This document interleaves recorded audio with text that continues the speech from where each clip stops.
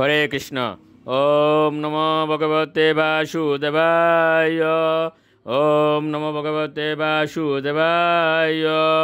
ওম নমো ভগবতে বাসুদেবায়।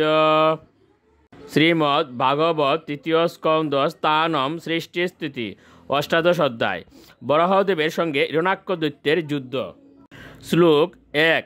মৈত্রেয় উবাচ তদেব মার্কণ্য জলেশ ভাষিতম মহামনাস্তদ্বিগণীয় দুর্মদ হরের্বিদিতা গতিমঙ্গ নারদাৎ রসাতলম নির্বিবিষে ত্বরান্বিতঃ। অনুবাদ: মৈত্রেয় বলতে লাগলেন, গর্ব, উদ্ধত এবং অহংকারী দৈত্যটি বরুণের সেই বাক্য বিশেষ গ্রাহ্য করল না। এ প্রিয় বিদুর, সে নারদের কাছ থেকে পরমেশ্বর ভগবানের অবস্থান অবগত হয়ে দ্রুতবেগে রসাতলে প্রবেশ করেছিল। শ্লোক ২। দদর্শ তত্রা বিজিতম দরাদরম পুণ্যমানাবনিম অগ্রদংষ্ট্রয়া মুষ্ণন্তমক্ষ্ণা সরুচ অরুণশ্রিয়া জহাস চাহু বনগুচরু মৃগ। অনুবাদ: সে তখন সেখানে সর্বশক্তিমান পরমেশ্বরকে তার বরাহরূপে তার দশনাগ্রের দ্বারা পৃথিবীকে ঊর্ধ্বে উত্তোলন করতে দেখেছিল। তিনি তার আরক্ত নেত্রের দ্বারা সেই দৈত্যের তেজরাশি হরণ করেছিলেন। সেই দৈত্য তখন উপহাস করে বলেছিল, ও এটি একটি উভচর জন্তু। শ্লোক ৩। আহৈন মেহজ্ঞ মহিম বিমুঞ্চন রসৌকসাম বিশ্ব সৃজেয়ম অর্পিতা ন স্বস্তি ইয়া শস্য নয়া মমেক্ষত সুরাদমাসাদিত শুকরাকৃতে। অনুবাদ: ভগবানকে সম্বোধন করে সেই দৈত্য বলল, রে শুক রূপধারী দেব শ্রেষ্ঠ, আমার কথা শুনো।